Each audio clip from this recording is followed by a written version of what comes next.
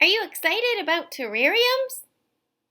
A terrarium is a small garden grown inside of a container. Because the terrarium is covered, it has its own mini-climate inside, and everything a plant needs to live is already there. Because different plants live in different environments, we have to think about the climate where we live and the kind of plants that like to live there. Do you think the same plants could live in each of these different zones? Not really.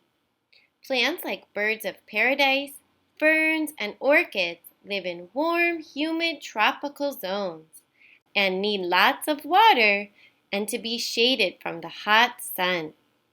They need rich, moist soil containing pieces of bark or mulch. But birds of paradise, ferns, and orchids do not do well in arid zones that are hot and dry.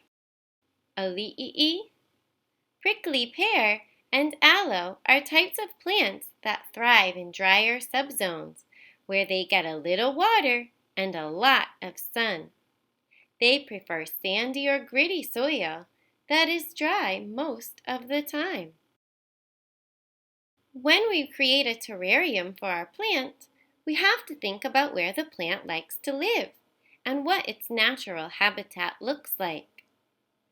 Does it like sandy or moist soil? Does it like a lot of water or a little? Does it need to be in the sun all day, or is it happier with smaller amounts of dappled light? But no matter which type of plant you choose to grow, it will need three main things. What do you think those are?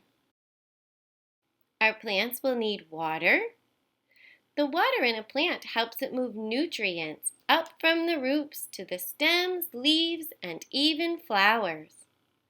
Without enough water, our plant would wilt, droop, and dry out.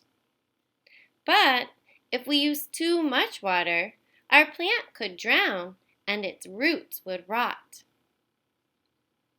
In the terrarium, you only have to water your plant once.